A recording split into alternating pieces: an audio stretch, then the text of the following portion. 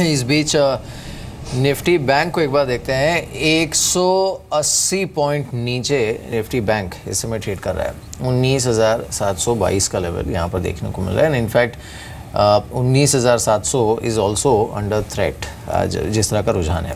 Let's take a look at ICICI bank. करीब 2% नीचे 266 का लेवल यहाँ पर देखने को मिल रहा है। नताशा, राहुल ने एक जो बात कही ना वो काफ़ी इंटरेस्टिंग थी कि ICICI प्रू की एम्बेडेड वैल्यू शायद ICICI बैंक के प्राइस में भी रिफ्लेक्ट कर रही है। और ये इनफैक्ट इशू फ्लोट हुआ, उसका न्यूज़ फ्लो जब से शुरू हुआ ना तब से हमने एक ठीक ठाक स्टेडी मूव देखा भी था ICICI बैंक पे। For the time being ICICI bank पर यहाँ से और कितनी गिरावट आप देख रही हैं?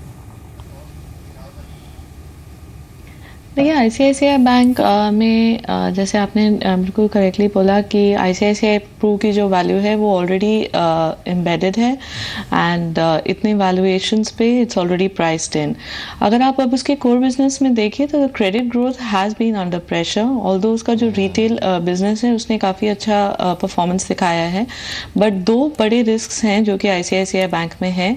एक, उसका क्रेडिट ग्रोथ उतना हद तक पिकअप नहीं किया है जितना कि उसके पीयर्स का क्रेडिट ग्रोथ पिकअप हुआ है, और दूसरा उनका एसेट क्वालिटी। कुछ कंपनीज जिनको इन्होंने लोन्स दिए हैं वो अभी भी स्ट्रेस में है, जिसका स्ट्रेस जो है ICICI बैंक पे भी दिख सकता है। तो ICICI bank with in the private banking space at least हम लोग का टॉप प्रेफर्ड पिक नहीं है। बिल्कुल। चलिए नताशा, शुक्रिया हमारे साथ इस बातचीत में शामिल होने के लिए। Thanks for joining us. Rahul, what about Donald Trump? ये बयानबाजी जिस तरह की ये कर रहे हैं, नाउ वी अंडरस्टैंड इसमें से काफ़ी कुछ रेटोरिक होता है एंड पर इस बार इन्होंने सीधा कंपनी का नाम भी दे दिया कि TCS और HCL टेक इन्हें काफ़ी फ़ायदा पहुंचाया क्लिंटन ने और इनकी वजह से नौकरियां गई हैं, इन्होंने चोरी की वगैरह वगैरह। Obviously companies have not reacted so far. NASSCOM ने भी पॉलिटिकल डिबेट पर कुछ बोलने से मना कर दिया है। लेकिन एक इंटरेस्टिंग व्यू, अगर आपने over the weekend news flow पढ़ा हो तो एक जो बहुत ही जाने माने analyst, I am forgetting his name, लेकिन उन्होंने पिछले कई सालों से US प्रेसिडेंट कौन बनेगा इसका सही प्रेडिक्शन किया है and he is predicting that Trump might win. ये IT के लिए बुरी और अच्छी खबर दोनों साथ बता रहे हैं मेरे। IT के लिए इसे कैसे देख रहे हैं आप? देखिए, इट्स टू टफ टू से बिकॉज जैसे हमने काफ़ी टाइम देखा है कि जो प्री इलेक्शन रेटरिक होता है और ऑन अ लाइटर नोट जो हमारे प्रधानमंत्री ने भी की थी, वंस यू टेक ऑफिस वो काफ़ी मॉडरेट करना पड़ता है। तो coming in to elections with one rhetoric is one thing, to actually deliver on that is a totally different thing. And I think जिस तरह से दोनों कैंडिडेट्स हैं, डोनाल्ड ट्रंप, हिलरी क्लिंटन, वो शायद इस बात से बहुत ज़्यादा परिचित और वाकिफ़ हैं कि जो सिलिकॉन वैली है वो H1B वीज़ास पे ही चलती है। I don't think they would want talent to leave. I don't think they would want to harm anything in terms of coming in the way of the talent over there. तो मुझे नहीं लगता कि इसमें कोई ज़्यादा खेद आने की संभावना है। It is all pre election rhetoric. इस वक्त क्वान्टिफाई करना is very tough, but I don't think, as you rightly pointed out, इस वक्त IT इंडस्ट्री को इस पर रिस्पॉन्ड करने की कोई ज़रूरत नहीं है, क्योंकि it will be detrimental to them itself if you see the kind of offshoring that is happening out of America. मुझे नहीं लगता कि अगर थोड़ा बहुत अभी बात चल भी रही है तो I think coming in to office with the Indo-US ties trending the way they are, I think it will be a very tough call to take. एक प्रोफेसर है US में हिस्ट्री के, प्रोफेसर एलन लिटमैन। ये 1984 से जितनी बार presidential elections हुए हैं ना, ये इन्होंने एक मॉडल डेवलप किया हुआ है, एक फार्मूला 13 अलग अलग पैरामीटर्स पे, और इन 13 पैरामीटर्स पर ये प्रेडिक्ट करते हैं कि प्रेसिडेंट कौन बनेगा। और अब देखिए पिछले 30 सालों में एक भी बार गलत नहीं हुआ है। 1984 से जितनी बार इलेक्शन हुए हैं हर बार उन्होंने सही प्रेडिक्ट किया है। उन्होंने ये कहा है कि डोनाल्ड ट्रंप जीत सकते हैं। चलिए, खैर वो जीत सकते हैं, लेकिन जैसे राहुल ने कहा कि पद लेने से पहले और पद लेने के बाद जो है वो स्थितियां काफ़ी बदल जाती हैं।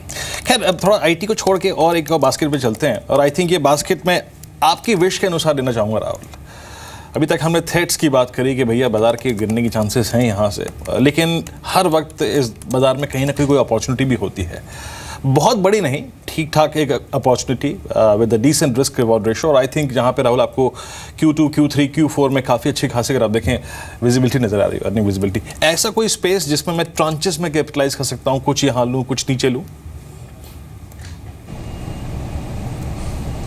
ज़रूर, दो स्टॉक्स का मैं ऑलरेडी जिक्र कर चुका हूं जो कि हैं मारुति और हीरो मोटोकॉर्प। दो और नाम ऑटो में जहां पे मुझे लगता है जो काफ़ी मॉनसून रिलेटेड हैं, जहां अर्निंग्स किकर आपको देखने को मिल सकता है, वो है वीएसटी टेलर्स और स्वराज इंजन्स। दोनों में आई थिंक Q2 और Q3 काफ़ी स्ट्रॉन्ग आएंगे और यहाँ से काफ़ी मल्टीपल रीरेट होने की संभावना है मेरे हिसाब से। दूसरा है cement. I am actually quite surprise कि cement prices have not cracked. Monsoon almost खत्म हो चुका है और ज़्यादा गिरावट नहीं आई है, और second half is traditionally more strong for cement companies than first half. तो आई एक्चुअली थिंक कि सीमेंट कंपनीज के earnings could continue to surprise you for the next 2-3 quarters and that run could actually continue. और तीसरा space मुझे लगता है कि जो भी FMCG से रिलेटेड स्टॉक्स हैं जो मॉनसून पे ज़्यादा डिपेंड करते हैं, वहाँ पे भी आपको मुझे लगता है कि काफ़ी यहाँ से अपटेक आ सकता है, चाहे वो गोदरेज हो, मैरिको हो, डाबर वगैरह। आई थिंक इनमें काफ़ी, जैसे मैं हाल ही में ही कोलगेट के मैनेजमेंट से मिला था, उन्होंने थोड़ी मुझे इंसाइट दी कि उनका मार्केट शेयर गेन इस क्वार्टर में भी काफ़ी बरकरार है। तो I think selectively consumer stocks, some auto names and cement would be the places where I see earnings visibility over the next 2-3 quarters. तो अगर आप इनमें कहीं पे भी जो स्टॉक्स मैंने जिनके नाम लिए अगर आप हैं तो आप होल्ड कीजिए। मेरे हिसाब से आपको डिसेंट रिटर्न्स मिल सकते हैं by December end in some of these names. बिल्कुल। कोई डार्क हॉर्स राहुल आपने आइडेंटिफाई किया है जहाँ पर आप which was may be earlier not in your coverage, लेकिन अब आप उस पर बुलिश हो? देखिए, थोड़ा मैन्युफैक्चरिंग साइड पे है, बट सिंस यू से dark horse, it's a bit of a punt. Solar industries could be one name. Obviously it has done very well on the explosive side, उनकी कैपेसिटी प्रीमियर एक्सप्लोजिव से काफ़ी ज़्यादा है, लेकिन मैं इसको डार्क हॉर्स इसलिए बोल रहा हूँ क्योंकि story by and large market को पता है, लेकिन इनका एक डिफेंस वर्टिकल है जो कि इन्होंने FY16 में सिर्फ आई थिंक 7 या 8 करोड़ की रेवेन्यू की थी डिफेंस में, जो कि ये साल FY17 में बात कर रहे हैं कि 50 करोड़ तक जा सकती है। और मैनेजमेंट का व्यू है कि this can actually head to 500 crore by 2020। तो अगर आप इसमें 30-40% का भी ग्रोथ लेके चले, I am not buying what the management is saying, मगर इस डिफेंस में अगर 30-40% ईयर ऑन ईयर ग्रोथ पे आ जाए तो it could be an interesting dark horse to play, because the balance sheet is very clean. I mean if you आप पिछले 9-10 साल का हिस्ट्री देख लें इस कंपनी का, तो ये एक डार्क हॉर्स हो सकता है अगर डिफेंस आपका किकर हो जाए, क्योंकि इसके वैल्यूएशंस काफ़ी टाइम से रीरोट हो रहे हैं। तो this could be one stock your viewers could look at. Rahul, L&T पे कोई आप व्यू बना पाए हैं, decisive view? I mean Q4 numbers के बाद एक सरप्राइज, एक ड्रीम रन, 300 रुपये स्टॉक चल गया। After Q1 numbers again disappointment, और 1504 के प्राइस पे आई मीन सही मायने में डिसाइड करना बहुत मुश्किल है। मैं यहाँ से 300-400 रुपये कमा सकता हूँ एज ए इन्वेस्टर, या फिर मेरे लिए अगले क्वार्टर के नंबर्स के बाद 300 रुपये का डाउन साइड खुला है। आपने देखा BHL के अर्निंग्स के बाद स्टॉक एक दिन में 16% बढ़ गया, बट अगेन उसी ट्रैजेक्टरी में वापस आ गया। आपने कुछ डिसाइड कर पाए हैं? I mean as a house view आप लोगों का कैपिटल गुड्स पे क्या है इस वक्त? देखिए, BHEL पे हमारा सेल है and we have maintain that. Larsen is not formally under coverage, but we did put out an avoid note on the recently listed technology IPO of L&T, जो कि काफ़ी subdued listing थी, तो वो हमने एक avoid डाला था क्योंकि हम IT पे एज अ स्पेस अंडरवेट हैं। लेकिन Larsen is not under formal coverage and BHEL पे इस वक्त हमारा सेल रेटिंग है, क्योंकि मुझे नहीं लगता कि अगले 2-3 साल में मुझे FY19 तक उनके रिटर्न रेशोज डबल डिजिट्स में नहीं दिख रहे। तो उस why should I be paying any valuation to a company that's making single digit ROEs और ROCs? तो कैपिटल गुड्स पे बाय एंड लार्ज सेल है। कुछ नाम हैं इधर उधर जहाँ पे हमें वैल्यू दिखती है, जैसे त्रिवेणी टर्बाइंस हैं, KEC इंटरनेशनल हैं, अपार इंडस्ट्रीज हैं, but there be very few in an entire large basket of capital goods at this point. So Rahul, एक तो ये जो रेट कट जिसे लेकर काफ़ी बात हो रही है वो, and secondly by end of this year we might be looking at a hike from Fed, जो इनफ इंडिकेशंस उन्होंने दिए हैं। क्या ये माना जाए कि नया सब्सटेंशियल हाई बनना मुश्किल है इस कैलेंडर ईयर में मार्केट के लिए, from where we have already seen the levels? देखिए, बॉन्ड यील्ड आपको बता रहा है कि मार्केट ऑलरेडी एक रेट का 2016 में डिस्काउंट करके आगे निकल चुका है।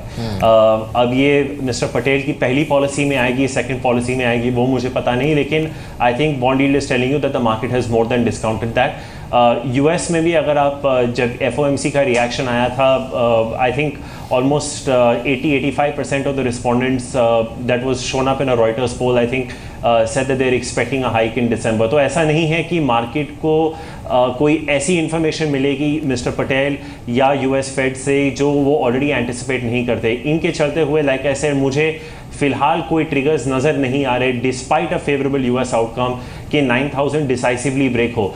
अब इसका ये मतलब नहीं है कि ये 9050 9100 नहीं जा सकता. ऑब्वियसली अगर कुछ न्यूज़ फ्लो आए तो वहाँ पे जा सकता है, पर मुझे नहीं लगता कि वो सस्टेन कर पाएगा. I think we are very close to a tipping point where it has gone a little too far ahead of fundamentals and some amount of correction is due. The extent I don't know, पर अगर वो correction आ जाए that I think would be a good re entry point into the market.